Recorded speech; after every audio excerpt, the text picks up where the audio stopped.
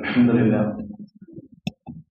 الحمد لله رب العالمين والصلاة والسلام على رسول الله وعلى آله وصحبه أجمعين أما بعد حمدا كثيرا طيبا مباركا فيه إن الحمد لله نحمده ونستعينه ونستغفره ونعوذ بالله من شرور أنفسنا ومن سيئات أعمالنا من يهده الله فلا مضل له ومن يضلله فلا هادي له أشهد أن لا إله إلا الله وحده لا شريك له وأشهد أن محمدا عبده ورسوله وأرسله بالهدى ودين الحق ليظهره على الدين كله ولو كره المشركون اللهم صل على محمد وعلى آل محمد كما صليت على إبراهيم وعلى آل إبراهيم وبارك على محمد وعلى آل محمد كما باركت على إبراهيم وعلى آل إبراهيم إنك حميد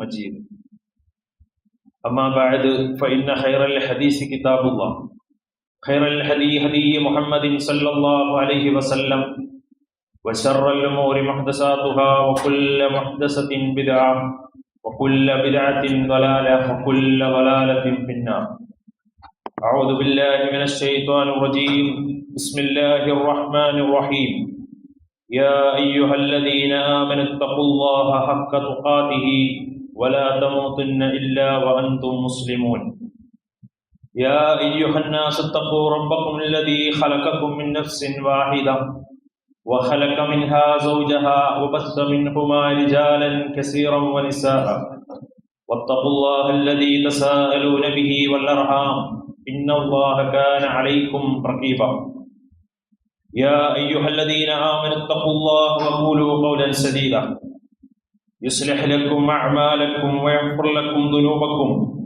ومن يطع الله ورسوله فقد فاز فوزا عظيما أعوذ بالله من الشيطان الرجيم بسم الله الرحمن الرحيم إنما يعمر مساجد الله من آمن بالله واليوم الآخر وأقام الصلاة وآتى الزكاة ولم يخش إلا الله فعسى أولئك أن يكونوا من المهتدين.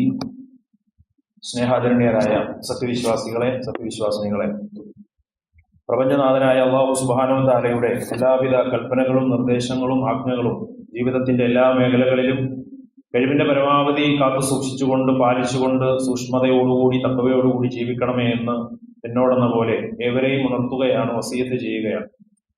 അപ്രകാരം അള്ളാഹുവിനെ സദാ സൂക്ഷിച്ച് ജീവിക്കുന്ന മുത്തഖീങ്ങളിൽ അള്ളാഹു നമ്മെ ഉൾപ്പെടുത്തി അനുഗ്രഹിക്കുമാറാകട്ടെ.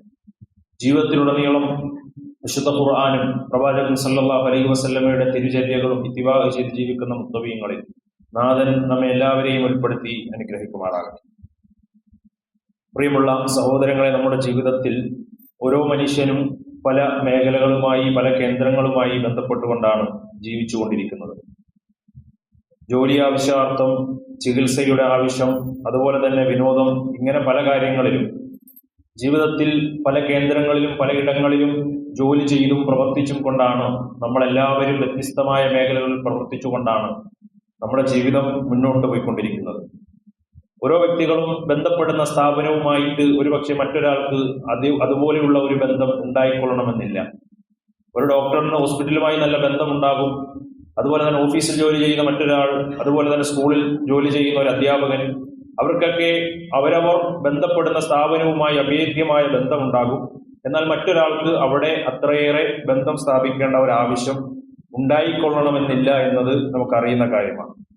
എന്നാൽ നമ്മുടെ ജീവിതത്തിൽ എല്ലാ വിശ്വാസികളും എല്ലാവരും ഒരുപോലെ ബന്ധപ്പെടുന്ന, ഒരുപോലെ ഒത്തുചേരുന്ന ഒരു സ്ഥാനമുണ്ടെങ്കിൽ, ഒരു കേന്ദ്രമുണ്ടെങ്കിൽ അത് തീർച്ചയായും അള്ളാഹുവിന്റെ ഭവനങ്ങളാണ്, റബ്ബിന്റെ പള്ളികളാണ്. ആ പള്ളിക്ക് അള്ളാഹു നൽകുന്ന സ്ഥാനവും, അതുപോലെ തന്നെ അത്തരം ഒരു പള്ളി നിർമ്മിക്കുന്നതിന് അള്ളാഹു നൽകുന്ന മഹത്വവും, ആ പള്ളി നിർമ്മിച്ച പള്ളി പരിപാലിക്കുന്നതിന് അള്ളാഹു അവർക്ക് കൊടുക്കുന്ന അനേകം ഗുണങ്ങളുമൊക്കെ പ്രിയമുള്ള സഹോദരങ്ങളെ നമ്മൾ മനസ്സിലാക്കിയിരിക്കേണ്ടതുണ്ട്. പള്ളിയുമായി ബന്ധപ്പെട്ട് അള്ളാഹു സുബ്ഹാനഹു വ തആല പരിശുദ്ധ ഖുർആനിലും ഹദീസുകളിലും പള്ളിക്ക് അറബി ഭാഷയിൽ പറയുന്നത്, ഖുർആനിലെ ഹദീസിൽ കാണുന്ന പദം മസ്ജിദുകൾ എന്നാണ്.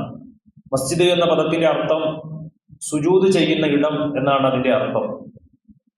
5 നേരം അല്ലെങ്കിൽ അതിൽ പുറമേ തന്നെ വിശ്വാസികൾ അവർ നമസ്കരിക്കുന്ന ഇടമാണ് പള്ളികൾ.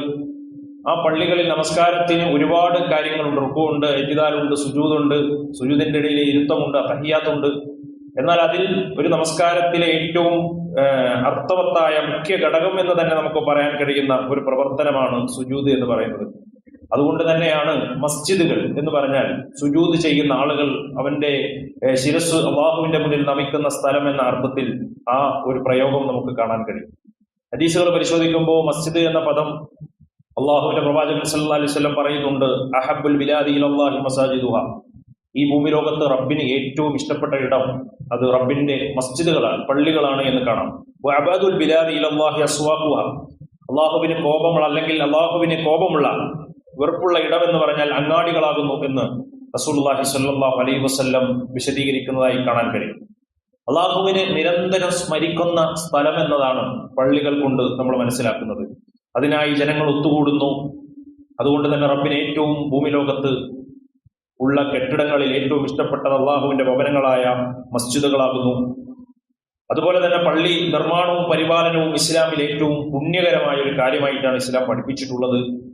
പള്ളിയുടെ ഉദ്ദേശം തന്നെ, മസ്ജിദുകളുടെ ഉദ്ദേശം തന്നെ ദൈവത്തിനുള്ള ആരാധനകൾ നിർവഹിക്കുന്ന ഇടം, പള്ളികൾ ആരാധനയ്ക്കുള്ള സ്ഥലം എന്നതാണ് അതുകൊണ്ട് ഉദ്ദേശിക്കുന്നത്. ആ പള്ളികൾ പരിപാലിക്കുന്ന ആളുകളെ സംബന്ധിച്ചിടത്തോളം അവർക്ക് എന്തൊക്കെ പരിശുദ്ധ ഖുർആൻ അവരെ കുറിച്ച് ഖുർആനിൽ പറയുന്നുണ്ട്. ഇന്നമായ അഅ്മുറു മസാജിദ് അല്ലാഹി. പള്ളികളെ പരിപാലിക്കുന്ന ആളുകൾ എങ്ങനെയുള്ള ആളുകളായിരിക്കണം? മൻ ആമനബില്ല. അവർക്ക് ഒന്നാമതുണ്ടാകേണ്ട ക്വാളിറ്റി എന്ന് പറഞ്ഞാൽ അള്ളാഹുവിൽ മാത്രം വിശ്വസിക്കുകയും ഈമാൻ ഉണ്ടാവുകയും തൗഹീദിൽ അധിഷ്ഠിതമായ ജീവിതം നയിക്കുകയും ചെയ്യുന്നവരായിരിക്കണം. അള്ളാഹുവിനെ പങ്കു ചേർക്കുന്ന ആളുകൾക്ക് പള്ളി പരിപാലിക്കാനുള്ള അനുവാദമില്ല, അത് അള്ളാഹു നൽകിയിട്ടില്ല. പള്ളി പരിപാലിക്കണമെങ്കിൽ അതിനുള്ള ഒന്നാമത്തെ ക്വാളിറ്റി അവൻ തൗഹീദുള്ള വ്യക്തിയായിരിക്കണം. അള്ളാഹുവിനെ ജീവിതത്തിൽ എന്ത് പ്രയാസത്തിലും റബ്ബിൽ മാത്രം തവക്കുൽ ചെയ്ത് അള്ളാഹുവിനെ ആരാധിച്ച് മുന്നോട്ട് പോകുന്ന വ്യക്തിയായിരിക്കണം. വൽ യൗമിൽ ആഖിർ, അതുപോലെ തന്നെ അന്ത്യദിനത്തെ പരലോകത്തെ പ്രതീക്ഷിച്ചുകൊണ്ട് ജീവിക്കുന്ന ഒരു വ്യക്തിയാണ്. അത്തരമൊരു വ്യക്തി മറ്റനാവശ്യങ്ങളിലേക്ക് പോകില്ല. ഏത് നിമിഷവും പരലോക ജീവിതത്തിലേക്കുള്ള യാത്രയുണ്ടെന്നും അതിനുവേണ്ടി നന്മകൾ സ്വരുക്കൂട്ടിയും തഖ്വയോടുകൂടിയും ഇഖ്ലാസോടുകൂടിയും ജീവിച്ച് മുന്നോട്ട് പോകുന്ന ഒരു വ്യക്തിയാണ് പള്ളി പരിപാലിക്കേണ്ടത്. അതുപോലെ നമസ്കാരം കൃത്യമായി അനുഷ്ഠിക്കുന്നവരായിരിക്കണം. സക്കാത്ത് കൊടുക്കുന്നവരായിരിക്കണം. ഇതൊക്കെ അള്ളാഹുവിനെ ഭയപ്പെട്ടുകൊണ്ട് ജീവിക്കുന്ന ഒരു വ്യക്തിക്ക് മാത്രം സാധ്യമാകുന്ന കാര്യങ്ങളാണ്. വലം യഖ്ശ ഇല്ലല്ലാഹ്. അള്ളാഹു അല്ലാത്ത ആരെയും ഭയപ്പെടുന്ന ആളുകളാകരുത്, അള്ളാഹുവിനെ ഭയപ്പെടുന്ന ആളുകളായിരിക്കണം. നമ്മൾ ആലോചിച്ചൊക്കെ നമ്മുടെ നാട്ടിലൊക്കെ ഒരുപാട് പള്ളികളുണ്ട്. പള്ളി പരിപാലിക്കുന്നത് ആരാണ്? 5 നേരം പള്ളിയിൽ വരാത്ത ആളുകൾ സമൂഹത്തിൽ അറിയപ്പെട്ടവരായിരിക്കും, രാഷ്ട്രീയ മേഖലയിൽ അറിയപ്പെട്ടവരായിരിക്കും.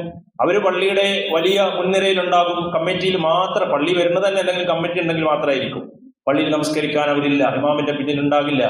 അതുപോലെ തന്നെ അള്ളാഹുവിനോട് മാത്രം പ്രാർത്ഥിക്കുന്നവരാണോ അത്തരം ആളുകൾ എന്ന് നമ്മൾ മനസ്സിലാക്കണം. അതുപോലെ സക്കാത്ത് കൊടുക്കേണ്ട നിർബന്ധമായ ദാനം, അതിൽ നിന്ന് പാവപ്പെട്ടവൻ അവകാശം വിട്ടുകൊടുക്കുന്നവരാണോ?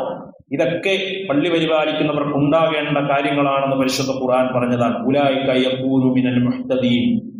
അവരാണ് നേർമാർഗം പ്രാപിച്ചത് എന്ന്, നേർമാർഗത്തിലൂടെ മുന്നോട്ട് പോകുന്നവർ എന്ന് പരിശുദ്ധ ഖുർആൻ പറയുകയാണ്. ഇസ്ലാമിലെ പള്ളികൾ എന്ന് പറഞ്ഞാൽ അത് നമസ്കാരത്തിന് മാത്രമുള്ള ഒരു സ്ഥലമാണോ? ഒരിക്കലുമല്ല. ഇസ്ലാമിലെ പള്ളികൾ എന്ന് പറഞ്ഞാൽ ഒരു സമൂഹത്തിന്റെ സാംസ്കാരിക കേന്ദ്രം എന്നാണ് അതുകൊണ്ട് ഉദ്ദേശിക്കുന്നത് എന്ന് നമുക്ക് മനസ്സിലാക്കാൻ കഴിയും. റസൂലുള്ളാഹി സ്വല്ലല്ലാഹു അലൈഹി വസല്ലമയുടെ കാലത്ത് ഇബാദത്തുകൾ മുഴുകുന്ന ആ പള്ളികൾ, എപ്പോഴും ദിക്റുകളും ദുആകളും ഒക്കെ നിൽക്കുന്ന പള്ളികൾ, അവിടെ മറ്റുള്ള ആളുകളുടെ പ്രശ്നങ്ങൾ പരിഹരിക്കുന്ന ഇടമാകണം.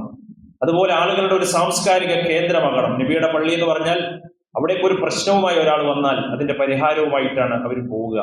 അത്തരം ഒരു ഇടമായി നമ്മുടെ പള്ളികൾ മാറണമെന്നാണ് ഇസ്ലാം പഠിപ്പിക്കുന്നത്. അതുപോലെ പള്ളി നിർമ്മാണവും വലിയ പുണ്യമുള്ള കാര്യമാണ്. ആരെങ്കിലും പള്ളി നിർമ്മിക്കുക എന്ന് പറഞ്ഞാൽ അതിനുവേണ്ടി തയ്യാറാവുക, ശാരീരികമായി, സാമ്പത്തികമായി, മാനസികമായി അതിനുവേണ്ടി ഒരുങ്ങുക എന്ന് പറഞ്ഞാൽ വലിയ പുണ്യമുള്ള കാര്യമാണ്. നമ്മുടെയൊക്കെ ജീവിതത്തിൽ നമ്മുടെ അധ്വാന ബലത്തിന്റെ വലിയ ഒരു തുക, അല്ലെങ്കിൽ ഒരാഴ്ചന്റെ അധ്വാനം പക്ഷെ നമ്മളൊക്കെ ഒരു വീട് നിർമ്മിക്കാൻ വേണ്ടി ഉപയോഗിക്കാറുണ്ട്. ഒരു വീട് പണിയുക എന്ന് പറഞ്ഞാൽ വലിയ സ്വപ്നമാണ്, വലിയ സന്തോഷമാണ്. ഒരു വീട് നിർമ്മിക്കുക എന്ന് പറഞ്ഞാൽ അതിന്റെ സന്തോഷം എത്ര അനിർവചനീയമാണെന്ന് നമുക്ക് എല്ലാവർക്കും അറിയാം. എന്നാൽ നമ്മൾ ആലോചിച്ച് നോക്കൂ, അള്ളാഹുവിന് വേണ്ടി ഒരു ഭവനം നിർമ്മിക്കുക, അതിനുവേണ്ടി നമ്മൾ തയ്യാറാവുക, റബ്ബിന്റെ മുന്നിൽ സുജൂദ് ചെയ്യാൻ ഒരു മസ്ജിദ് നിർമ്മിക്കുക എന്ന് പറഞ്ഞാൽ അത് എത്രമാത്രം മഹത്തരമായിരിക്കുമെന്നത് വിശ്വാസികൾ തിരിച്ചറിയണം. റസൂലുള്ളാഹി പറഞ്ഞു, മൻ ബനാ മസ്ജിദൻ യബ്തഈ ബിഹി വജ്ഹല്ലാഹ്. അള്ളാഹുവിന്റെ തൃപ്തി ആഗ്രഹിച്ചുകൊണ്ട് ആരെങ്കിലും ഒരു പള്ളി നിർമ്മിക്കാൻ ശ്രമിച്ചാൽ ആ പള്ളി നിർമ്മിച്ചാൽ ബനല്ലാഹു ലഹു മിസ്ലഹു ഫിൽ ജന്ന, അതുപോലെ സ്വർഗീയ ലോകത്ത് അള്ളാഹു അവന് വേണ്ടി ഒരു ഭവനം നിർമ്മിക്കും എന്ന് റസൂലുള്ളാഹി സ്വല്ലല്ലാഹു അലൈഹി വസല്ലം ഓർമ്മപ്പെടുത്തിയിട്ടുണ്ട്. അവിടൊക്കെ ഇപ്പൊ പള്ളി പരിപാലനത്തിന് വേണ്ടി നമ്മൾ പൈസ കൊടുക്കുമ്പോൾ, അതുപോലെ പള്ളി നിർമ്മിക്കാൻ വേണ്ടി നമ്മൾ സഹായിക്കുമ്പോഴൊക്കെ ഏത് വിഭാഗത്തിനും ശ്രദ്ധിക്കേണ്ട ഒരു കാര്യമാണ്. അല്ല, എനിക്ക് സമ്പത്തുണ്ട്, ഞാൻ പണിഞ്ഞ പള്ളിയാണെന്ന് പറയണം, അല്ലെങ്കിൽ ഞാൻ എങ്ങനെ കൊടുക്കാതിരിക്കും എന്നതല്ല. ഇഖ്ലാസാണ് പ്രധാനം. ആത്മാർത്ഥത ഉണ്ടാകണം. അള്ളാഹുവിന്റെ സ്വർഗത്തിൽ ഒരു ഭവനം എനിക്ക് കിട്ടണമെന്ന ആഗ്രഹത്തോടു കൂടിയാണ് നിർവഹിക്കണം. അത് പ്രധാനപ്പെട്ടത്. അങ്ങനെ ചെയ്താൽ വമ്പിച്ച പ്രതിഫലമാണ് അവർ കാത്തിരിക്കുന്നത്. അത് എത്ര ചെറുതാണെങ്കിലും, ഒരു പള്ളി തന്നെ നിർമ്മിക്കാനുള്ള സാമ്പത്തിക ശേഷി ഇല്ലെങ്കിലും അവിടെ ആ ഹൗസിൽ ഒരു കപ്പ് വാങ്ങിയിടാനുള്ള സാമ്പത്തിക ശേഷിയുള്ള അത് കൊടുത്താലും, അല്ലെങ്കിൽ അവിടെ ഒരു കസേര വാങ്ങിക്കൊടുത്തു, അവിടെ ഏതെങ്കിലും എന്ത് കാര്യം അള്ളാഹുവിന്റെ ഭവനത്തിന് വേണ്ടി നമ്മളെ കൊണ്ട് കഴിയുന്ന വിധത്തിൽ നമ്മൾ ചെയ്തു പോകും. അത് വളരെ മഹത്വരമാണ്. റസൂലുള്ളാഹി പറഞ്ഞത് എന്താണെന്ന് അറിയോ? മൻ ബനാ മസ്ജിദലില്ലാഹി കമഫ്ഹസി ഖത്താത്തിൻ, ഒരു കുരുവിക്കൂടിന്റെ അത്രയെങ്കിലും നിങ്ങൾ പള്ളിക്ക് വേണ്ടി ചെയ്താൽ, അത്രയുള്ള ചെറിയ പള്ളി, അല്ലെങ്കിലോ ഔ അസ്ഗറ, അതിനേക്കാൾ ചെറുതായിക്കോട്ടെ, എന്നാൽ തന്നെ ബനല്ലാഹു ലഹു ബൈതൻ ഫിൽ ജന്ന, സ്വർഗത്തിൽ അള്ളാഹു അവരുടെ ഇഖ്ലാസ് അനുസരിച്ച് സ്വർഗത്തിൽ ഒരു ഭവനം അള്ളാഹു അവന് കൊടുക്കും എന്നാണ് റസൂലുള്ളാഹി സ്വല്ലല്ലാഹു അലൈഹി വസല്ലം പഠിപ്പിക്കുന്നത്. അത് മാത്രമല്ല, ആ പള്ളിയിൽ നടക്കുന്ന ഓരോ ഇബാദത്തുകൾക്കും അതിന് അല്പം ശ്രദ്ധ നമുക്കുണ്ടാകണം. ആ ഒരു പ്രതിഫലം നമ്മൾ ആഗ്രഹിക്കണം. അവിടെ നടക്കുന്ന ദിക്റുകൾ, അവിടെ നടക്കുന്ന ഖുർആൻ ക്ലാസുകൾ, അവിടെ നടക്കുന്ന ഖുതുബ, അവിടെ നടക്കുന്ന ഖിറാഅത്ത്, അവിടെ നടക്കുന്ന സുജൂദുകൾ, ഇതിന്റെ ഒക്കെ പ്രതിഫലം ഇത് നിർമ്മിച്ച ഒരു വ്യക്തിക്ക് വേണ്ടി ലഭിച്ചുകൊണ്ടിരിക്കുമെന്നാണ് റസൂലുള്ളാഹി ഓർമ്മപ്പെടുത്തിയിട്ടുള്ളത്. സഹോദരങ്ങൾ, അത് മരണപ്പെട്ടാൽ അവസാനിക്കുന്നില്ല. റസൂലുള്ളാഹി പറഞ്ഞു, മരണപ്പെട്ടാലും അവൻ വഫാത്തായി പോയാലും അവന്റെ ഖബറിലേക്ക്, ആ പള്ളി നിലനിൽക്കുന്ന കാലമത്രയും അള്ളാഹുവിന്റെ പ്രതിഫലങ്ങൾ അവന്റെ ഖബറിലേക്കും വന്നുകൊണ്ടിരിക്കുന്ന ഒരു കാര്യമാണ് പള്ളി നിർമ്മാണം എന്ന് പറയുന്നത്. ഒരു ഹദീസിൽ കാണാം, ഇന്ന മിമ്മാ യൽഹഖുൽ മുഅ്മിന മിൻ അമലിഹി വസനാതിഹി. 7 കാര്യങ്ങൾ തന്നെ റസൂൽ എണ്ണി പറയുന്നുണ്ട്. മരിച്ചതിന് ശേഷവും അവന്റെ ഖബറിലേക്ക് എത്തുന്ന കാര്യങ്ങളാണ്. അത് പറഞ്ഞപ്പോൾ അതിലൊന്ന് അള്ളാഹുവിന്റെ റസൂൽ പറഞ്ഞത് മസ്ജിദ ബനാഹു, ഒരു പള്ളി നിർമ്മിക്കുക എന്നതാണ് എന്ന് റസൂലുള്ളാഹി സ്വല്ലല്ലാഹു അലൈഹി വസല്ലം പറഞ്ഞിട്ടുണ്ട്. ഒരു പള്ളി നിർമ്മിക്കുക, അതിന്റെ പ്രതിഫലം അവന്റെ ഖബറിലേക്ക് മരണശേഷവും വന്നുകൊണ്ടിരിക്കും. പള്ളി എന്ന് പറഞ്ഞാൽ അള്ളാഹുവിന്റെ കാരുണ്യത്തിന്റെയും അതുപോലെ തന്നെ റബ്ബിന്റെ നാമങ്ങൾ സ്മരിക്കുന്ന ഇടവും അള്ളാഹുവിനെ പ്രകീർത്തിക്കുന്ന പ്രകാശ കേന്ദ്രങ്ങളാണ് പള്ളികളെന്നാണ് പരിശുദ്ധ ഖുർആൻ തന്നെ പറഞ്ഞത്. ഫീ ബുയൂത്തിൻ, അള്ളാഹുവിന്റെ പള്ളികളെ കുറിച്ച് അള്ളാഹ് പറയുകയാണ്. അവിടെ അള്ളാഹുവിനെ സ്മരിക്കണം. അള്ളാഹു അല്ലാത്തവരെ വിളിച്ച് പ്രാർത്ഥിക്കുന്നതല്ല പള്ളി. അതുപോലെ തന്നെ മറ്റ് കോലാഹലങ്ങളും പ്രശ്നങ്ങളും അടിയും വഴക്കുണ്ടാക്കുന്നതല്ല പള്ളി. ഫീ ബുയൂത്തിൻ, അള്ളാഹുവിന്റെ പള്ളി എന്ന് പറഞ്ഞാൽ അതിന് അള്ളാഹുവിന്റെ നാമം സ്മരിക്കുകയും റബ്ബിനെ ഓർക്കുകയും ചെയ്യുന്നു. യുസബ്ബിഹു ലഹു ഫീഹാ ബിൽ ഗുദുവി വൽ ആസ്വാൽ, രാവും പകലുമൊക്കെ ആ പള്ളികളിൽ ഇബാദത്തുകൾ നടന്നുകൊണ്ടിരിക്കുന്ന അത്തരം ഇടമാണ് മസ്ജിദുകൾ എന്ന് പറഞ്ഞത്. ജീവിതത്തിൽ എന്ത് തിരക്കുണ്ടായാലും, നമ്മൾ എന്തൊക്കെ കാര്യങ്ങളാണ് പലപ്പോഴും നമ്മളെ തടസ്സം പറയുന്നത്, എന്ത് കാര്യങ്ങൾ ഉണ്ടായാലും അള്ളാഹുവിന്റെ ഭവനങ്ങളുമായി ഒരു നിരന്തരമായ ബന്ധം. സഹോദരങ്ങളെ, ശബ്ദം ശ്രമിക്കുന്നവരൊക്കെ ആത്മാർത്ഥമായി മനസ്സിലാക്കാം, നമ്മുടെ പള്ളി നമ്മുടെ ഉത്തരവാദിത്തമാണ് എന്ന് മനസ്സിലാക്കി അതുമായിട്ടുള്ള ഒരു നിരന്തര ബന്ധം പുലർത്താൻ നമ്മൾ ശ്രമിക്കണം. അത്തരം ആളുകളെ കുറിച്ച് പരിശുദ്ധ ഖുർആൻ പറഞ്ഞ ഒരു പ്രയോഗമുണ്ട്, റിജാലുൻ, ചില വ്യക്തികളുണ്ട്. അവരുടെ പ്രത്യേകത എന്താണ്? ലാ തുൽഹീഹിം തിജാറ, അവരുടെ കച്ചവടം തടസ്സമല്ല. വലാ ബൈഉൻ, ഒരു ക്രയവിക്രയമോ മറ്റു ജോലികളോ ഒന്നും തടസ്സമല്ല. നിങ്ങൾ പള്ളിക്ക് ഇന്നൊരു കാര്യത്തിന് വരണമെന്ന് പറഞ്ഞാൽ അത് കച്ചവടം ഉണ്ടെന്ന് പറയും, അല്ലെ ജോലി ഉണ്ടെന്ന് പറയും, അതുപോലെ കുടുംബത്തിന് മറ്റു കാര്യങ്ങൾ ഉണ്ടെന്ന് പറയും. ഇങ്ങനെയൊക്കെ നമ്മൾ പല കാരണങ്ങളും പറഞ്ഞ് പള്ളിയുമായി ബന്ധമില്ലാതെ, പള്ളിയിൽ നടക്കുന്ന ക്ലാസ്സുകളിൽ പങ്കെടുക്കാതെ, ഇല്ലെ നമസ്കാരത്തിൽ പോലും, നിർബന്ധ നമസ്കാരത്തിൽ പോലും പിന്നിട്ട് നിൽക്കുന്ന ആളുകളുണ്ട്. ഖുർആൻ പറഞ്ഞത് വലാ ബൈഉൻ, തിജാറത്തോ ബൈഅോ, ഒരു ക്രയവിക്രയമോ ഒരു കച്ചവടമോ ഒന്നും അവരെ തടസ്സപ്പെടുത്തുന്നില്ല. അള്ളാഹുവിനെ ഓർക്കുന്നതിലും പള്ളിയുമായി ബന്ധപ്പെടുന്നതിലും സക്കാത്ത് കൊടുക്കുന്നതിലും നമസ്കാരം കൃത്യമായി നിർവഹിക്കുന്നതിലുമെല്ലാം അവർ മുൻപന്തിയിലുണ്ടാകും. ഇതൊന്നും തടസ്സമാകാത്ത കുറച്ച് ആളുകളുണ്ട്. അത് സഹാബത്തായിരുന്നു. അതുപോലെ ഈ ഭൂമി ലോകത്ത് അത്തരം വിശ്വാസികളായിട്ടാണ് നമ്മൾ മാറേണ്ടത്. യഖാഫൂന യൗമൻ, എന്തുകൊണ്ടാണ് അത് സംഭവിക്കുന്നത്? അവർ ഭയപ്പെടുന്നുണ്ട്. യൗമൻ തഖല്ലബു ഫീഹിൽ ഖുലൂബു വൽ അബ്സാർ, കണ്ണുകളും ഹൃദയങ്ങളും ഒക്കെ അഞ്ചിപ്പോകുന്ന ഒരു ദിനം എല്ലാവരുടെയും ജീവിതത്തിലേക്ക് വരാനുണ്ട് എന്നതുകൊണ്ടാണ്. അതുകൊണ്ട് സഹോദരങ്ങളെ, പള്ളിയുമായിട്ടുള്ള ഒരു ബന്ധം സാധ്യമാകും വിധമെല്ലാം നമ്മൾ കാത്തു സൂക്ഷിക്കാൻ തയ്യാറാകണം. കഴിയും വിധമെല്ലാം ജമാഅത്തുകൾക്ക് കൃത്യമായി പങ്കെടുക്കാൻ ശ്രമിക്കണം. അതുപോലെ തന്നെ പള്ളിയിൽ എത്തിച്ചേരുന്ന പള്ളിയുമായി ബന്ധപ്പെട്ട ആളുകളുമായിട്ടുള്ള സ്നേഹബന്ധങ്ങൾ നിലനിർത്താൻ ശ്രമിക്കണം. ആദർശ ബന്ധമുണ്ടാക്കിയെടുക്കാൻ കഴിയണം. രണ്ടു മനസ്സുമായി എന്ന് നമസ്കരിക്കലല്ല, അടുത്തു നിൽക്കുന്നവർ മനസ്സ് രണ്ടും അകന്നു നിൽക്കുക എന്നതല്ല. ഐക്യത്തോടെയും സ്നേഹത്തോടെയും മാനസിക ഐക്യവും ഒക്കെ അവരിൽ ഉണ്ടാകണം എന്നതാണ്. അത്തരം ആളുകൾക്കാണ് അർശിന്റെ തണല് കിട്ടുക എന്ന് റസൂലുള്ളാഹി സ്വല്ലല്ലാഹു അലൈഹി വസല്ലം. പരലോകത്ത് ഒരു തണലുമില്ലാത്ത, തൊട്ടുമുകളിൽ സൂര്യൻ കത്തിജ്വലിച്ചു നിൽക്കുന്ന വിയർപ്പിൽ മുങ്ങിക്കുളിച്ചു നിൽക്കുന്ന വലിയ പ്രയാസകരമായ അവസ്ഥ അല്ലെ, പല നിലക്കും അവരുടെ കർമ്മങ്ങൾക്കനുസരിച്ചുകൊണ്ട് ആ പ്രയാസങ്ങൾ അനുഭവിച്ചുകൊണ്ട് നിൽക്കുമ്പോൾ അള്ളാഹുവിന്റെ തണൽ മാത്രം പ്രതീക്ഷിക്കുന്ന ഒരു സമയം, ആ സമയത്ത് അള്ളാഹുവിന്റെ അള്ളാഹുവിന്റെ തണലില്ലാത്ത ഒരു തണലുമില്ലാത്ത സമയത്ത് അള്ളാഹ് തണൽ കൊടുക്കുന്ന വിഭാഗത്തെ കുറിച്ച് പറഞ്ഞതിൽ ഒരു വിഭാഗം ആളുകൾ ആരാണ്? വറജുലുൻ ഖൽബുഹു മുഅല്ലഖുൻ ഫിൽ മസാജിദ്, പള്ളിയിൽ നടക്കുന്ന ഏത് കാര്യങ്ങളുമായി ഒരു ഹൃദയബന്ധം ഉണ്ടാവുക അല്ലെ. അവിടെ ഒരു ലൈറ്റ് കത്തിയില്ലെങ്കിൽ അത് എന്റെ കൂടെ ഉത്തരവാദിത്തമാണ്, അത് പള്ളിയിൽ ആരെങ്കിലും ചെയ്തോളൂ, ഞാനത് നോക്കണ്ട അല്ലെ. നമ്മുടെ വീട്ടിൽ അങ്ങനെയാണോ? നമ്മുടെ വീട്ടിലൊരു ലൈറ്റ് കത്തുന്നില്ലെങ്കിൽ അത് നമ്മൾ വാങ്ങിയിടാൻ ശ്രമിക്കും അല്ലെ. അതുപോലെ നമ്മളുടെ വീടുകൾ നമ്മൾ എത്ര കൃത്യമായിട്ടാണ് മെയിൻറ്റെയിൻ ചെയ്ത് പോകാറുള്ളത്. ഈ പള്ളി എന്തൊരു അഴുക്ക് കിടന്നു, അത് നമ്മളത് അറിയേണ്ട, നമ്മളങ്ങ് പോവുക, അതല്ല, അത് അള്ളാഹുവിന്റെ ഭവനമാണ്, എന്റെ ഉത്തരവാദിത്തമാണ് എന്ന് മനസ്സിലാക്കി അതുമായി നല്ല ബന്ധം, ഹൃദയബന്ധം ഉണ്ടാക്കിയെടുക്കുക എന്ന് പറഞ്ഞാൽ അത് പ്രധാനപ്പെട്ട ഒരു കാര്യമാണ്. സഹോദരങ്ങളെ, പള്ളിയുമായി ബന്ധപ്പെട്ട് ഇതൊക്കെ ഉണ്ടാകുമ്പോൾ ഈ പ്രതിഫലങ്ങളൊക്കെ കരസ്ഥമാക്കണമെങ്കിൽ ചില മര്യാദകളുണ്ട്. ഓടിക്കേറി ഇറങ്ങിപ്പോകേണ്ട ഒരു ഇടമല്ല പള്ളി.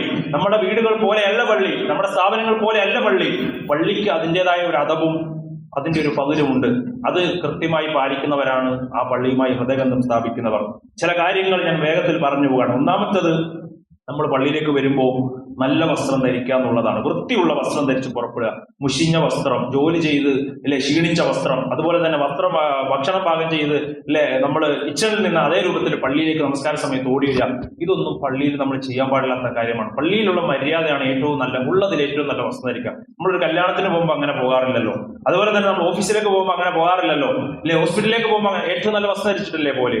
പള്ളിക്ക് വരുമ്പോൾ ഉടുത്ത് കടന്ന കൈലിയും അതുപോലെ തന്നെ കള്ളിമുണ്ടും അതുപോലെ തന്നെ ജേഴ്സിയും, ഏത് ജോലിയാണ് ചെയ്തുകൊണ്ടിരിക്കുന്നത് അതേ രൂപത്തിലുമൊക്കെ ഇല്ലേ നല്ല വസ്ത്രങ്ങൾ ഇടാതെ വരുന്ന ഒരു രീതി, അത് പള്ളിയോട് നമ്മൾ ചെയ്യാൻ പാടില്ല. റസൂലുള്ളാഹി സ്വല്ലല്ലാഹു അലൈഹി വസല്ലം പരിശുദ്ധ ഖുർആൻ പറഞ്ഞതാണ്, യാ ബനി ആദമ ഖുദൂ സീനത്തക്കും ഇൻദ കുല്ലി മസ്ജിദിൻ. പള്ളിയുമായി ബന്ധപ്പെടുന്ന സമയത്തെല്ലാം നിങ്ങൾ ഏറ്റവും നല്ല മനോഹരമായ വസ്ത്രങ്ങൾ ധരിച്ചുകൊണ്ടായിരിക്കണം വരേണ്ടത്. അത് അള്ളാഹു നമ്മുടെ തഖ്വയുടെ അടയാളമാണ്, നമ്മുടെ ഈമാനിന്റെ അടയാളമാണ്. അള്ളാഹുവിന്റെ ചിഹ്നങ്ങളെ ആദരിക്കുക എന്ന് പറഞ്ഞാൽ പള്ളി അള്ളാഹുവിന്റെ ചിഹ്നമാണ്, അതിനെ ആദരിക്കുകയും ബഹുമാനിക്കുകയും ചെയ്യുക എന്ന് പറഞ്ഞാൽ നമ്മുടെ ഹൃദയത്തിന്റെ ഉള്ളിലുള്ള തഖ്വയാണ്. അതുപോലെ പള്ളിയിൽ പോകുന്നതിന്റെ മഹത്വം നമ്മൾ പലപ്പോഴും സൂചിപ്പിച്ചിട്ടുള്ള ഒരു കാര്യമാണ്. രാവിലെയും വൈകുന്നേരവും പോയാൽ ആ സമയത്ത് റസൂലുള്ളാഹി പറഞ്ഞു, സ്വർഗത്തിൽ അള്ളാഹു ഒരു വിരുന്നൊരുക്കും.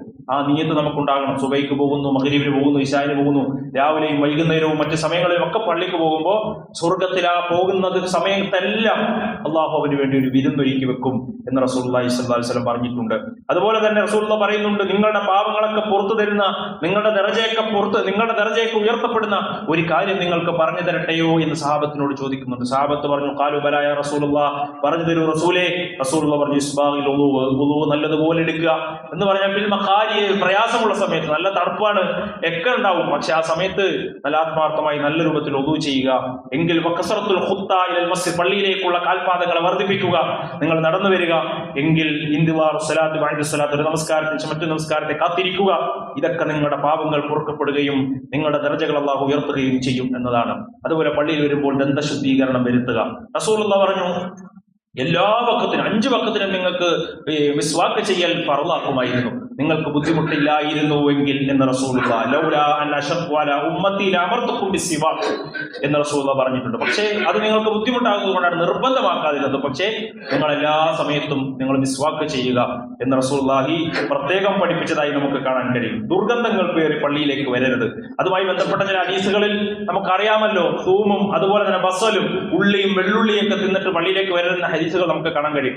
അതുപോലെ ആളുകൾക്ക് ബുദ്ധിമുട്ടുണ്ടാക്കുന്ന രൂപത്തിലുള്ള കാര്യങ്ങളുമായി അത്തരം ദുർഗന്ധമായി ചില ആളുകൾ സിഗരറ്റ് ഒക്കെ വലിച്ചിട്ട് ആ ഒരു സ്മെല്ലുമായിട്ട്, സിഗരറ്റ് വലിക്കാൻ പാടില്ല, ഇനി അത് വലിച്ചിട്ട് പള്ളിയിൽ വന്ന് നമസ്കരിക്കുന്ന ആളുകളെ കൂടെ ബുദ്ധിമുട്ടുണ്ടാക്കുന്ന ഒരു അവസ്ഥയുണ്ട്. അതൊക്കെ വലിയ തെറ്റാണ് എന്നത് പ്രിയമുള്ള സഹോദരങ്ങളെ നമ്മളെല്ലാവരും മനസ്സിലാക്കേണ്ടതുണ്ട്. അതുപോലെ പള്ളിയിലേക്ക് വരുമ്പോൾ ഉളു എടുത്ത് വരിക, ഇതൊക്കെ നാം വേഗം പറഞ്ഞു പോകുന്നത് നമ്മൾ സൂചിപ്പിച്ചിട്ടുള്ള വിഷയമാണ്. അതിന്റെ പ്രതിഫലം എന്താണ്?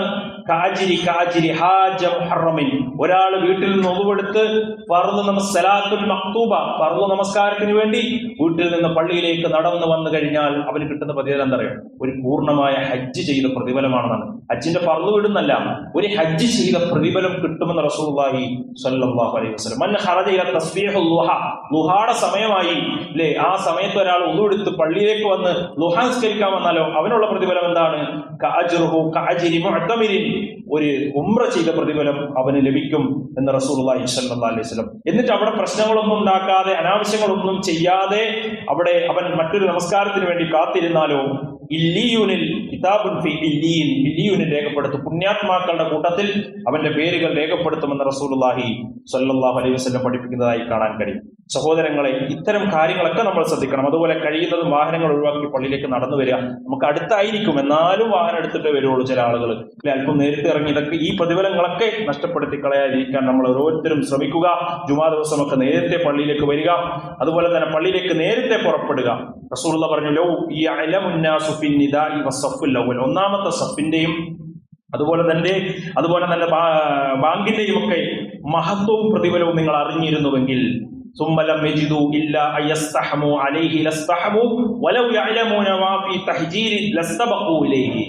അവിടെ നിങ്ങൾ നറുക്കിട്ടിട്ട് അതിനുവേണ്ടി മത്സരിക്കുമായിരുന്നു, നിങ്ങൾ മാത്സര്യം കാണിക്കുമായിരുന്നു എന്ന് പോലും ഹദീസിൽ പറഞ്ഞു. അത്രയും മാത്രം ശ്രേഷ്ഠത അള്ളാഹു അതിനൊക്കെ നൽകുന്നുണ്ട്. നമ്മൾ ചോദിക്കുക സഹോദരങ്ങൾ, ഈ കാര്യങ്ങളൊക്കെ നമ്മൾ ശ്രദ്ധിക്കാറുണ്ടോ? നേരത്തെ നമ്മൾ പള്ളിയിലേക്ക് വരാറുണ്ടോ? ഈ പ്രതിഫലങ്ങൾ ഇതൊക്കെ ചെയ്യുമ്പോൾ നമ്മൾ ആഗ്രഹിക്കാറുണ്ടോ? സഫുകളിൽ ഇടമുണ്ടെങ്കിൽ ബാക്കിലിരിക്കുന്ന ആളുകൾ ഫ്രണ്ടിലോട്ട് കയറിയിരിക്കാൻ നമ്മൾ ശ്രദ്ധിക്കാറുണ്ടോ? ഇതൊക്കെ ശ്രദ്ധിക്കുന്നുണ്ടോ എന്ന് ഓരോരുത്തരും അവരവർ നമ്മുടെ മനസ്സുകളോട് ചോദിക്കുക. പള്ളി വളരെ ഭക്തിയോടുകൂടിയും ആദരവോടുകൂടിയും വക്കാറോട് ഗാംഭീര്യത്തോടു കൂടിയുമാണ് പള്ളിയിലേക്ക് നമ്മൾ നടന്നു വരേണ്ടതും അതുപോലെ ഇഖാമത്ത് കൊടുത്താൽ സ്വഫിലേക്ക് വന്ന് നിൽക്കേണ്ടതും എന്ന് റസൂലുള്ളാഹി സ്വല്ലല്ലാഹു അലൈഹി വസല്ലം പറഞ്ഞിട്ടുണ്ട്. അലൈക്കും ബിസ്സഖീനത്തി വൽ വഖാരി വലാ തുസ്രിഫു, നിങ്ങൾ ഓടിക്കതച്ച് പള്ളിയിലേക്ക് വരരുത്. നമസ്കാരത്തിന് സമയമായി എന്ന് പറഞ്ഞിട്ട് സമയം വരെ അവിടെ ഇവിടെ നിന്നിട്ട് സമയമാകുമ്പോൾ ഓടിക്കതച്ച് പള്ളിയിലേക്ക് കയറരുതെന്ന് റസൂലുള്ളാഹി സ്വല്ലല്ലാഹു അലൈഹി വസല്ലം പറഞ്ഞിട്ടുണ്ട്. അതുപോലെ തന്നെ ആ വരുമ്പോൾ ഞാൻ നമസ്കാരത്തിനാണ് പോകുന്നത് എന്ന ഒരു പ്രൗഢിയിൽ തന്നെ ആ പള്ളിയിലേക്ക് നടന്നു വരണമെന്ന് റസൂലുള്ളാഹി പറഞ്ഞിട്ടുണ്ട്. സമാധാനത്തോടു കൂടി വരണം, എങ്കിലേ സമാധാനത്തോടുകൂടി ഇന്ന് അള്ളാഹുവിനോട് പ്രാർത്ഥിക്കാൻ നമുക്ക് സാധിക്കുകയുള്ളൂ എന്ന ഹദീസുകളിൽ നമുക്ക് കാണാൻ സാധിക്കുന്നുണ്ട്. പലരും ഈ കാഴ്ച വീഴ്ച വരുത്താറുണ്ട്. സമയമാകുമ്പോൾ അതിവേഗം വന്ന് ഓടി കിതച്ചു വന്ന് നിന്ന് തക്ബീറത്തുൽ ഇഹ്റാം ചെയ്തിട്ട് അവസാനം ആ ഒരു വെപ്രാളവും കിതപ്പും ഒക്കെ ആയിട്ട് ഇങ്ങനെ നിസ്കരിക്കുന്ന ഒരു രീതി പലപ്പോഴും കാണാറുണ്ട്. അത് ശരിയായ ഒരു കാര്യമല്ല. അതുപോലെ പള്ളിയിലേക്ക് വരുമ്പോൾ നമ്മൾ ചെയ്യേണ്ട ഒരു ദിക്ർ റസൂലുള്ളാഹി മഹാനായ ഇബ്നു അബ്ബാസ് റളിയല്ലാഹു അൻഹു പറയുന്നുണ്ട്. ഞാൻ അബ്ദുല്ലാഹി ഇബ്നു അബ്ബാസ് റളിയല്ലാഹു അൻഹു പറയുന്നുണ്ട്, ഒരിക്കൽ ഞാൻ എൻ്റെ അമ്മായിയായ മൈമൂന റളിയല്ലാഹു അൻഹയുടെ വീട്ടിൽ നബിയോടൊപ്പം ഉണ്ടായിരുന്നു. രാത്രി ഞങ്ങൾ ഒരുമിച്ച് തഹജ്ജുദ് നിസ്കരിച്ചു നബിയോടൊപ്പം. രാവിലെ ആയപ്പോൾ സുബൈക്ക് പള്ളിയിലേക്ക് പോകുമ്പോൾ അള്ളാഹുവിന്റെ റസൂൽ പ്രാർത്ഥിച്ച പ്രാർത്ഥന അല്ലാഹുമ്മ ജഅൽ ഫീ ഖൽബി നൂറ, അതുപോലെ തന്നെ വഫി ലിസാനി നൂറ വജഅലി നൂറ വസമീ നൂറ വഫി ബസരി നൂറ വയമീനി നൂറ വയസാരി നൂറ എന്ന് തുടങ്ങുന്ന പ്രാർത്ഥന നമ്മുടെ പ്രാർത്ഥനയുടെ പുസ്തകത്തിലുള്ളതാണ്. നമ്മൾ പറഞ്ഞിട്ടുണ്ട്. ആ പ്രാർത്ഥന നമ്മൾ ചെല്ലുക. വലിയ അർത്ഥവത്തായ പ്രാർത്ഥനയാണ്. അള്ളാഹുവിനോട് എല്ലാ നിലക്കുമുള്ള പ്രകാശത്തെ ചോദിക്കുന്ന പ്രാർത്ഥനയാണ് എന്ന് കാണാൻ സാധിക്കും. അതുപോലെ പള്ളിയിൽ വരുമ്പോഴും നമസ്കാരം പ്രതീക്ഷിച്ചിരിക്കുമ്പോഴും മറ്റു ചില ആളുകൾ ചെയ്യുന്ന ഒരു തെറ്റായ ഒരു കാര്യമാണ് വിരലുകൾ പൊട്ടിക്കുക എന്ന് പറഞ്ഞാൽ ഇങ്ങനെ കൈ ഇങ്ങനെ പുറത്തു പിടിച്ചിട്ട് വിരലുകൾ പൊട്ടിച്ച് ശബ്ദം ഉണ്ടാക്കുക. നമസ്കരിക്കാൻ ഇരിക്കുമ്പോൾ പള്ളിയിലേക്ക് നടന്നു വരുമ്പോൾ ഒക്കെ ചെയ്യുന്ന, പള്ളിയിൽ കയറിയിട്ട് ഇങ്ങനെ വിരലുകൾ പൊട്ടിച്ച് സൗണ്ട് ഉണ്ടാക്കുന്ന ഒരു പ്രവർത്തനമുണ്ട്. റസൂലുള്ളാഹി സ്വല്ലല്ലാഹു അലൈഹി വസല്ലം പറഞ്ഞു, ആരെങ്കിലും ഇതാ ഒളു എടുത്ത് അതുപോലെ തന്നെ പള്ളിയിലേക്ക് വരികയും സുമ്മ ഖറജ ആമിദൻ ഇലൽ മസ്ജിദി വലാ യുശബ്ബികന്ന ബൈന അസാബിഹി ഫഇന്നഹു ഫി സ്വലാത്ത്, ആ സമയത്തൊക്കെ നിങ്ങൾ നിസ്കാരത്തിലാണ്. പള്ളിയിൽ കയറി ഇരിക്കുമ്പോഴും വരുമ്പോഴും ഒക്കെ നിങ്ങൾ നമസ്കാരത്തിലാണ്. ഇന്ന ഫി സ്വലാത്ത്, ആ സമയത്ത് ഈ തരത്തിലുള്ള പ്രവർത്തനങ്ങൾ അത് പൈശാചികമാണ്, അത് ചെയ്യരുത് എന്ന് റസൂലുള്ളാഹി സ്വല്ലല്ലാഹു അലൈഹി വസല്ലം പറഞ്ഞിട്ടുണ്ട്. അത് നമ്മൾ ശ്രദ്ധിക്കുക. മറ്റൊരു കാര്യം, പള്ളിയിൽ പ്രവേശിക്കുമ്പോൾ പുറത്തിറങ്ങുമ്പോഴുമുള്ള പ്രാർത്ഥനകൾ നമ്മൾ നിർവഹിക്കുക.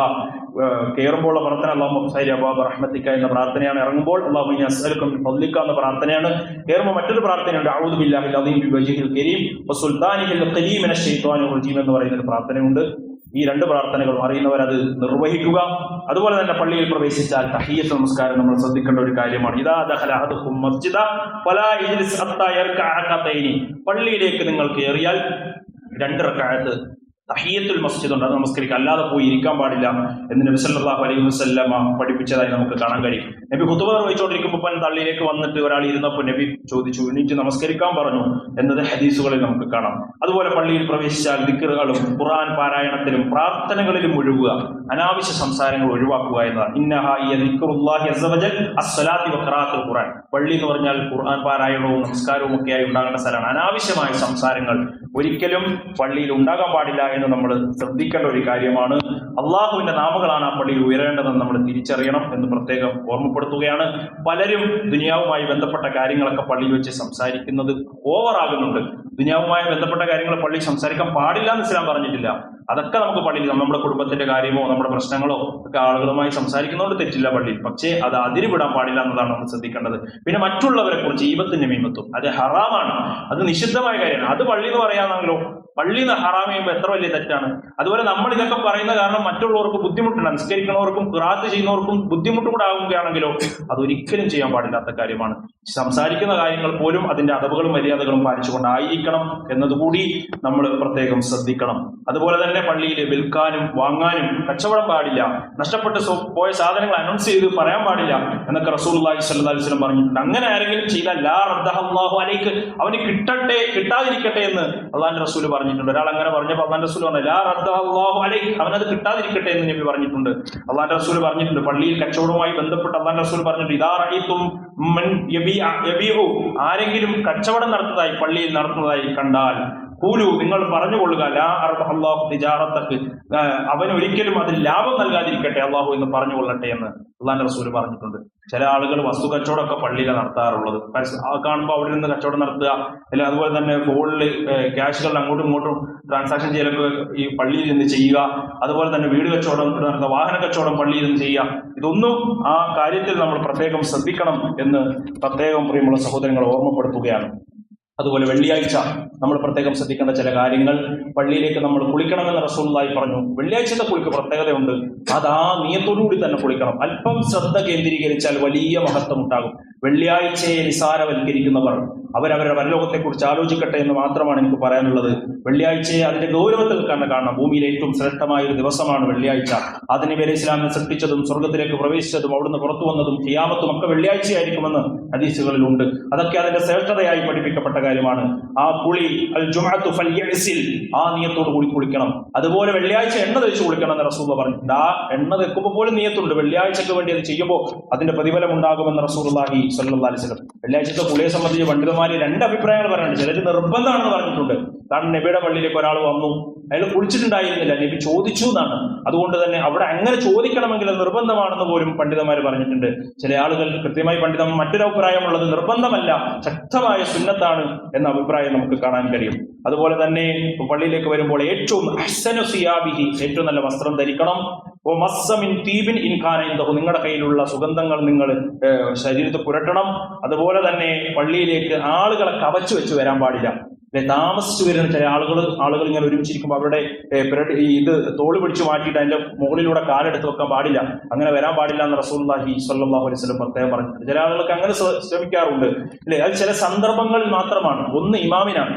ഇമാമ് ബാങ്ക് കൊടുക്കുന്ന ടൈം ആകുമ്പോഴാണ് ലാസ്റ്റാണ് വരിക, പള്ളിയിലേക്ക് വരിക. അവസാനം വരേണ്ടത് ഇമാമാണ്. യഥാർത്ഥത്തിൽ അതാണ് നമ്മൾ മനസ്സിലാക്കേണ്ട ഒരു കാര്യം.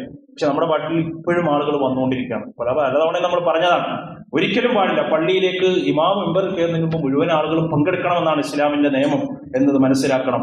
അതുപോലെ തന്നെ ആ ഇമാമിന് ഒരുപക്ഷെ മുന്നോട്ട് പോകാൻ സ്ഥലമില്ലെങ്കിൽ മാത്രമാണ് അങ്ങനെ അകത്തിയിട്ട് പോകാൻ കഴിയുക, അതും ബുദ്ധിമുട്ടില്ലാത്ത രൂപത്തിൽ. അതുപോലെ ഒരാൾ ഇരുന്ന സ്ഥലത്ത് നിന്ന് എനിക്ക് പോയി ഒതെടുക്കാൻ പോയി, എന്നിട്ട് അയാൾക്ക് ഒരുപക്ഷെ മുന്നിലേക്ക് വരാനൊരു സൗകര്യം ഇല്ലെങ്കിൽ ആ നിലക്ക് വരാമെന്നല്ലാതെ ആരെയും ബുദ്ധിമുട്ടിച്ച് രണ്ടുപേരിയ്ക്കുമ്പോൾ അവർക്ക് ബുദ്ധിമുട്ടുണ്ടാകുന്ന രൂപത്തിൽ അവിടെ അവരുടെ തോളുകൾ പിടിച്ചകറ്റി കടന്നു വരിക എന്നത് പാടില്ലാത്ത കാര്യമാണ്. അതുപോലെ ജുമാ ദിവസം സംസാരിക്കാൻ പാടില്ല എന്നുള്ളതാണ്. ഒരാൾ അടുത്തിരുന്ന് സംസാരിച്ചാൽ പോലും അയാളോട് സംസാരിക്കാതിരിക്കൂ എന്ന് പോലും പറയാൻ പാടില്ല.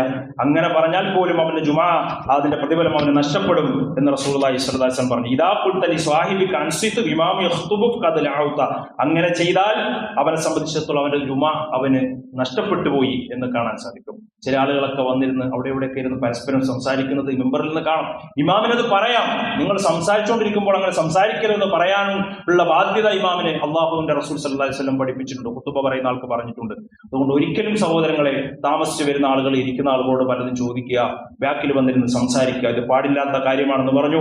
അള്ളാഹുവിന്റെ റസൂൽ പറയാണ്, റസൂലിന്റെ പള്ളിയിൽ, അത് മണൽ വിരിച്ച പള്ളിയാണ്, ആ പള്ളിയിൽ ഇങ്ങനെ മണല് നിരത്തിയ വ്യക്തിയോട് പോലും പറഞ്ഞെന്താ പറയുക, മണലിങ്ങനെ അവിടെ ഇരുന്നിട്ട് നിരത്തുക, അവന്റെ ജുമാ പോലും പാഴായി പോകുന്നു എന്നതാണ്.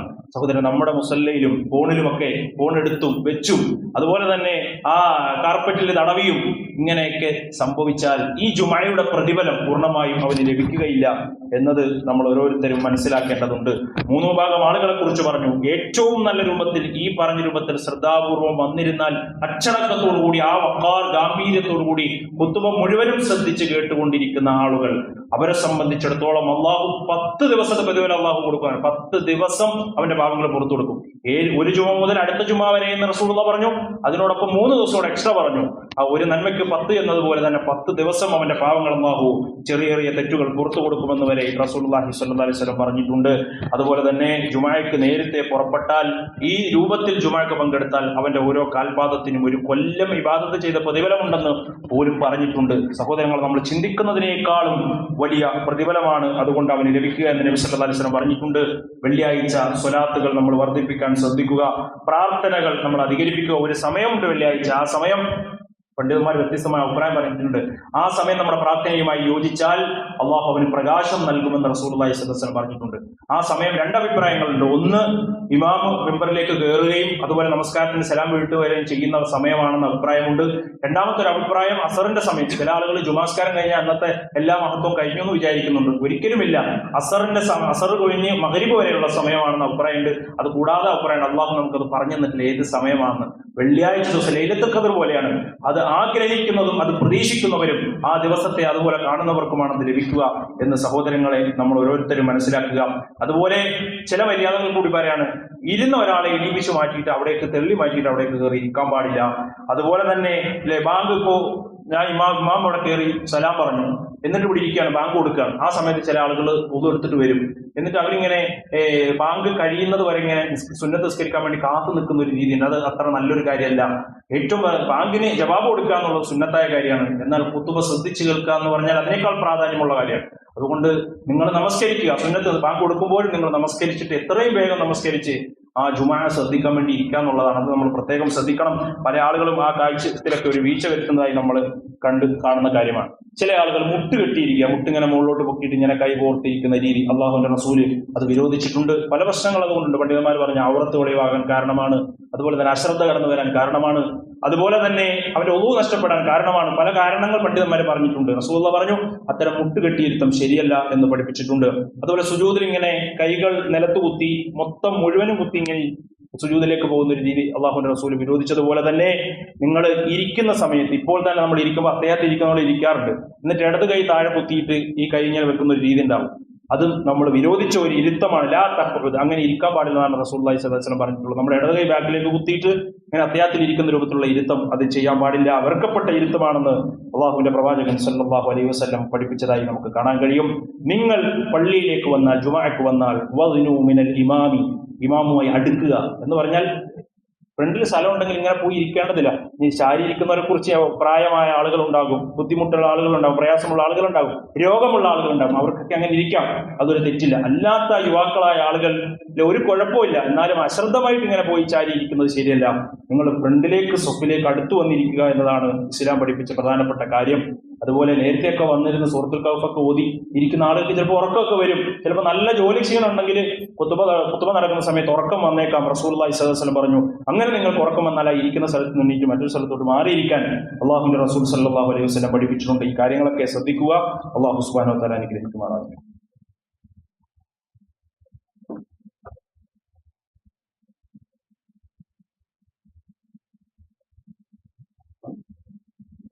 അൽഹംദുലില്ലാഹി റബ്ബിൽ ആലമീൻ വസ്സലാത്തു വസ്സലാമു അലാ റസൂലില്ലാഹി വഅലാ ആലിഹി വസഹ്ബിഹി അജ്മഈൻ. അമ്മാ ബഅദ്. സ്നേഹം നിറഞ്ഞ സത്യവിശ്വാസികളെ, സത്യവിശ്വാസിനികളെ, അള്ളാഹുവിന്റെ വിധിവിലക്കുകൾ ജീവിതത്തിന്റെ എല്ലാ മേഖലകളിലും കഴിവിന്റെ പരമാവധി കാത്തു സൂക്ഷിച്ചു പാലിച്ചുകൊണ്ട് ജീവിക്കണമേ എന്ന് എന്നോടെന്ന പോലെ ഏവരെയും ഉണർത്തുകയാണ്, ഓർമ്മപ്പെടുത്തുകയാണ്. അള്ളാഹു അത്തരം വിശ്വാസികളിൽ നമ്മെ ഉൾപ്പെടുത്തി അനുഗ്രഹിക്കുമാറാകട്ടെ. പ്രിയമുള്ള സഹോദരങ്ങളെ, കഴിഞ്ഞ 10-70 വർഷക്കാലമായി ഫലസ്തീനിന്റെ തെരുവുകളിൽ നിന്ന് ഉയർന്നുകൊണ്ടിരിക്കുന്ന കരച്ചിലുകളും തേങ്ങലുകളും ഒക്കെ, ഇതിന്റെ വേദനകളും മുസ്ലിം ലോകത്തിലെ വിശ്വാസികളുടെ ഇടനെഞ്ചിൽ വല്ലാത്ത വേദനയായിക്കൊണ്ടിരിക്കുന്ന ഒരു സാഹചര്യത്തിലാണ് നമ്മൾ ഉള്ളത്. അവരെക്കുറിച്ച് ആകുലപ്പെടാത്ത, അവരെക്കുറിച്ച് വേദനിക്കാത്ത, അവർക്ക് വേണ്ടി ആത്മാർത്ഥമായി പ്രാർത്ഥിക്കാത്ത ഒരു വിശ്വാസികളും നമ്മുടെ മുന്നിലില്ല, വിശ്വാസികളും ഇല്ല എന്നത് നമുക്ക് അറിയുന്ന കാര്യമാണ്. ഓരോ കാലഘട്ടങ്ങളിലായി ഫലസ്തീനിലെ നിരാലംബരായ പാവപ്പെട്ട ജനതയുടെ മേൽ ഇസ്രായേൽ നടത്തിക്കൊണ്ടിരിക്കുന്ന ആ അക്രമങ്ങൾ എത്രമാത്രം ഭീതിപ്പെടുത്തുന്ന ഒരു കാര്യമാണ്. അവരെ ആക്രമിക്കുകയോ കൊല്ലുക അല്ലെങ്കിൽ അവരെ നാട് കടത്തുക, ഇത് മാത്രമല്ല അവരുടെ ഉദ്ദേശം.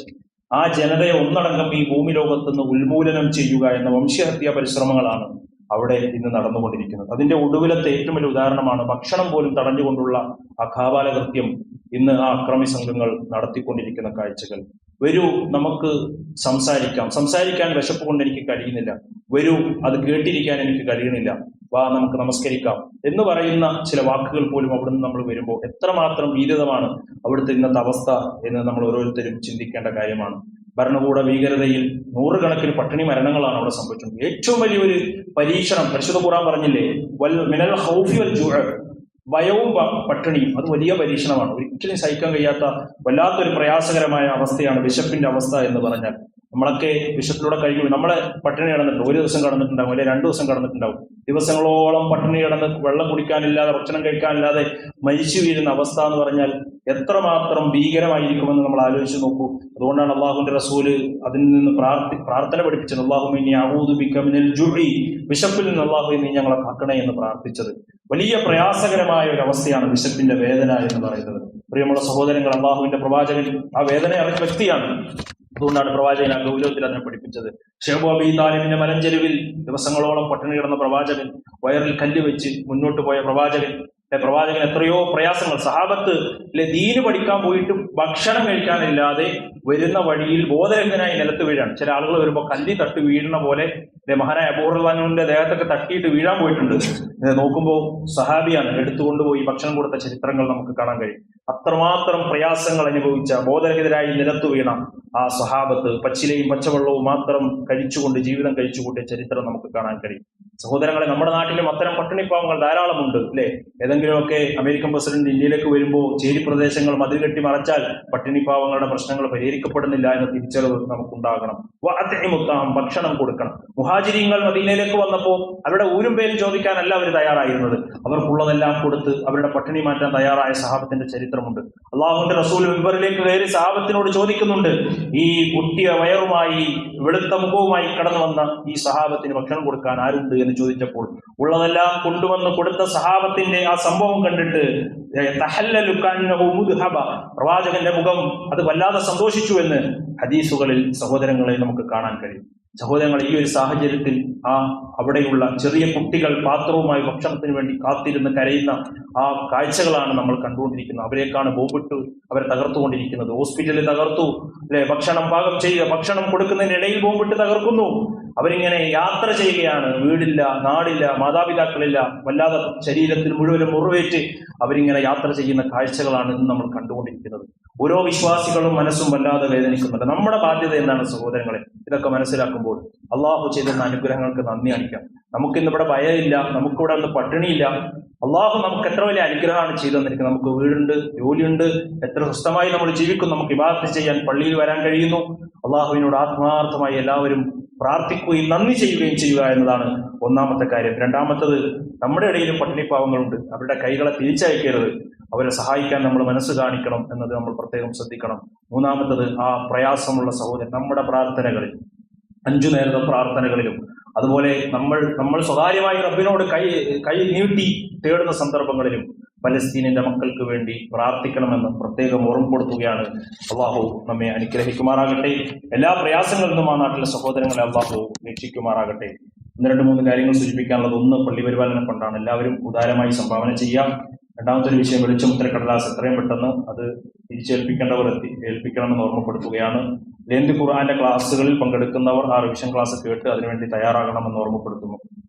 മറ്റൊരു കാര്യം, വരുന്ന ഞായറാഴ്ച 14-ാം തീയതി 4 മണിക്ക് സ്ത്രീകൾക്കായി മയ്യിത്ത് പരിപാലനത്തെ കുറിച്ചുള്ള ഒരു ക്ലാസ് ഇവിടെ സംഘടിപ്പിച്ചിട്ടുണ്ട്. ആ ക്ലാസ്സിൽ എല്ലാവരും പങ്കെടുക്കാൻ പ്രത്യേകം ശ്രദ്ധിക്കണമെന്ന് ഓർമ്മപ്പെടുത്തുകയാണ്. മറ്റൊരു കാര്യം, നമ്മുടെ ഒരു സഹോദരന്റെ 2.5 വയസ്സുള്ള കുഞ്ഞിന് വല്ലാത്ത പ്രയാസകരമായ അവസ്ഥയിൽ പുഷ്പഗിരി ഹോസ്പിറ്റലിൽ ചികിത്സയിലാണ്. എല്ലാവരും ആ കുഞ്ഞിന് വേണ്ടി ആത്മാർത്ഥമായി ദുആ ചെയ്യുക. അള്ളാഹു ആ കുഞ്ഞിന്റെ രോഗം ശിഫാഉൻ ആജിലിനെ സമ്മാനിക്കുമാറാകട്ടെ. ആ കുടുംബത്തിന് അള്ളാഹുവേ നീ സമാധാനം നൽകി അനുഗ്രഹിക്കണേ റഹ്മാനെ.